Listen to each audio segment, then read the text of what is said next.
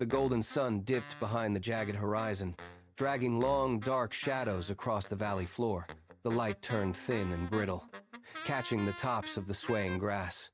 Elias stood at the edge of the pasture, his boots planted firmly in the cooling earth. He watched the horizon until the last sliver of warmth vanished, then turned his attention to the flock.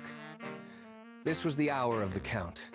He moved with a slow, practiced gait, his hand tracing the air above each woolly back as they filed toward the wooden pen. The gate creaked on its hinges, a rhythmic sound that marked the end of the day.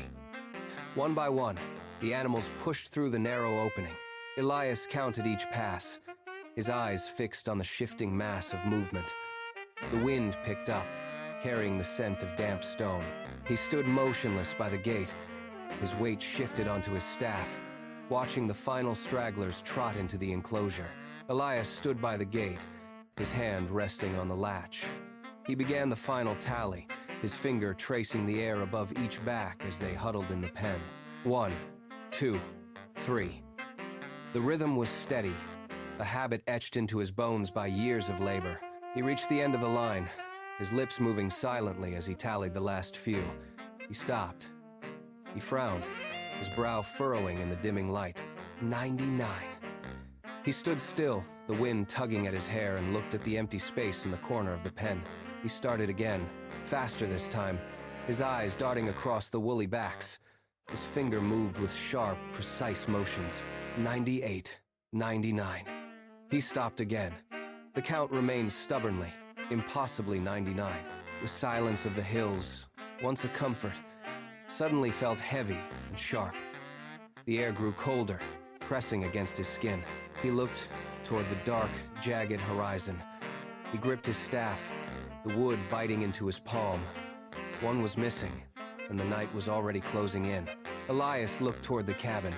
A warm, amber glow spilled from the window, cutting a sharp line across the frost-dusted porch. The fire inside was already banked, waiting to settle the chill from his bones. He stood for a long moment, the heat from the hearth calling to him. He looked back at the pen.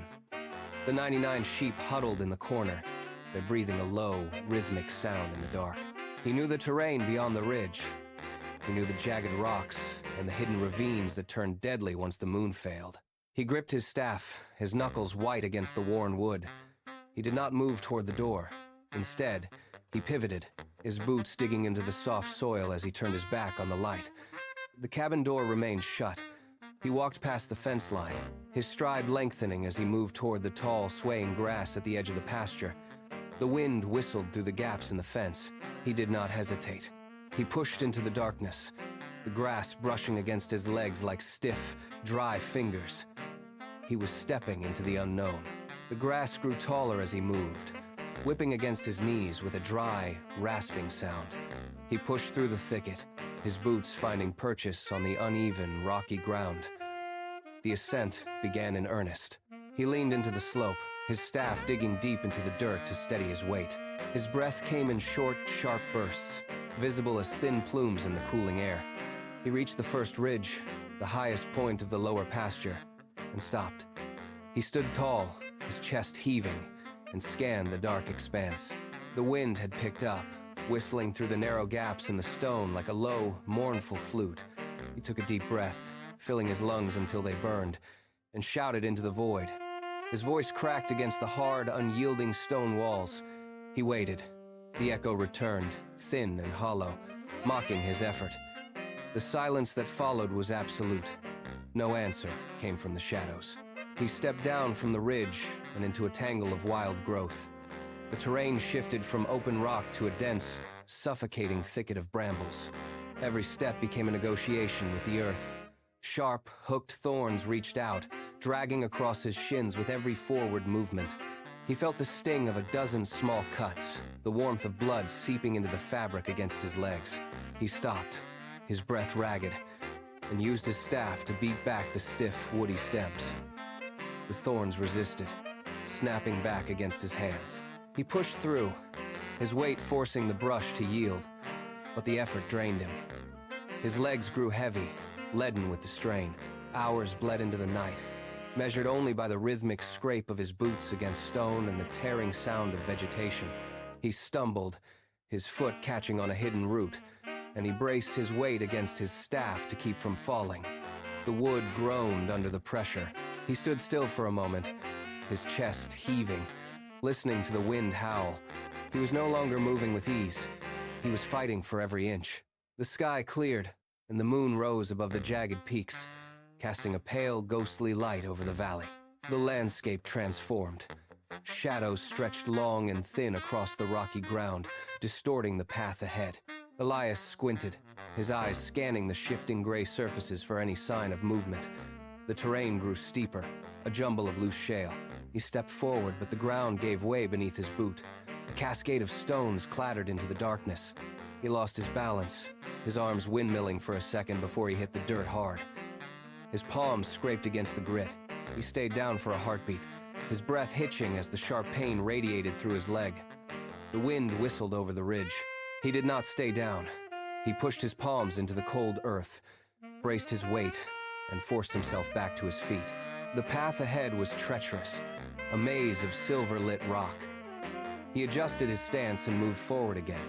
The ground leveled off, then abruptly vanished. Elias stopped, his boots sliding inches from the edge of a sheer drop. Below, the earth fell away into a jagged, lightless scar in the mountain. He planted his staff deep into the soil, his knuckles white against the wood. The wind here was different, a constant, low-frequency roar that pulled at his balance. He reached into his pack and struck a match, the flame flaring bright against the sudden dark. He touched it to the wick of his lantern. The glass warmed, and a circle of yellow light bloomed, pushing back the shadows just enough to reveal the sharp, vertical walls of the ravine. He held the lantern out over the void, his arm extended fully. The light danced on the opposite face of the granite, revealing nothing but wet stone and deep fissures. He leaned forward, his weight shifting dangerously toward the drop. Gravel skittered from under his heel, clattering down into the silence below. He pulled back, his breath coming in short, sharp bursts. He moved along the rim, his eyes locked on the darkness, scanning every ledge and crevice. The lantern light swung in wide, rhythmic arcs. Elias held his breath, the lantern flame shivering in the updraft. The wind died down for a heartbeat, leaving only the sound of his own pulse in his ears. Then, a thin, wavering vibration rose from the darkness below. It was a bleat, rhythmic, and strained, barely audible over the distant rustle of dry grass. He tilted his head, his hand gripping the lantern handle until his knuckles turned pale. The sound came again, sharper this time, echoing off the damp granite walls. It was not the wind. It was life. He shifted his weight, leaning further over the precipice, the lantern light cutting a narrow path into the gloom. He traced the sound to a jagged crevice midway down the ravine, where a cluster of dark shadows seemed to pulse with movement.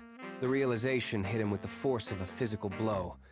The sheep was trapped, wedged against the stone, unable to climb out. He scanned the embankment, his eyes locking onto a narrow, unstable path. He began to shift his grip on his staff, preparing to descend. Elias stepped off the ledge.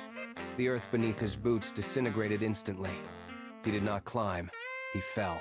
His heels dug into the loose shale, but the slope was too steep to hold his weight. He dropped his staff, his hands clawing at the air before slamming into the grit.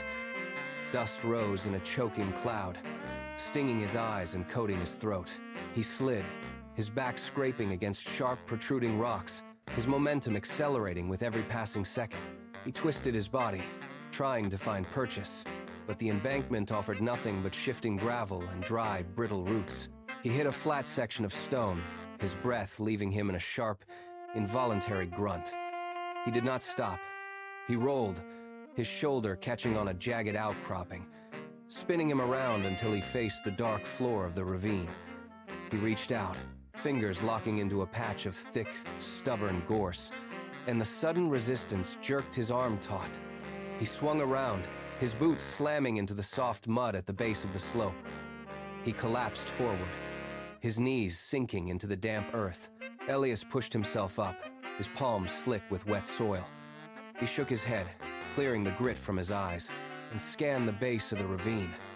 The rhythmic bleat was louder now, vibrating through the damp air. He moved forward, his boots sinking into the soft, uneven floor of the gully.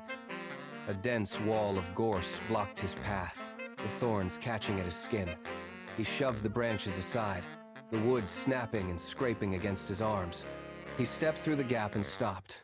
The lantern light swung, illuminating a narrow crevice between two massive slabs of granite. There, wedged deep within the stone, the sheep lay motionless.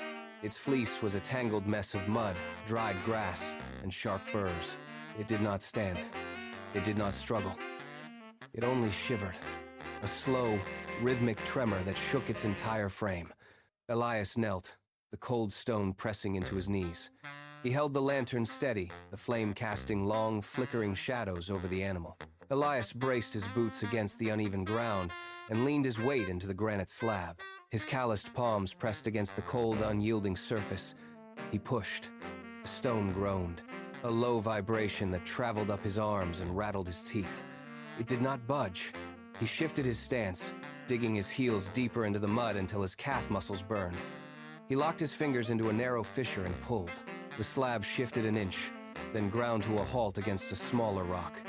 He gritted his teeth, the effort straining his shoulders, and threw his entire body weight into the gap. The granite groaned again and slid outward, creating just enough space for the animal to move. Elias did not hesitate. He reached into the tight, dark cavity, his hands brushing against the matted, mud-caked fleece. He pulled the animal free with a steady, controlled motion. It was heavier than it looked, its legs dangling limp for a heartbeat before it kicked out in panic. Elias hoisted the sheep onto his shoulders, its weight settling heavily against his neck and back. He locked his hands around its legs, feeling the animal's warmth seep through his layers. He turned toward the steep embankment. His first step sent a cascade of loose gravel clattering into the dark. He dug his boots into the soft earth, his calves screaming under the sudden, concentrated load. He leaned forward, his center of gravity shifted by the sheep, and began the slow, rhythmic ascent. Every movement was a calculation. He tested each foothold, feeling the ground shift beneath his weight before committing his full force. Halfway up, his boot slipped on a patch of slick moss.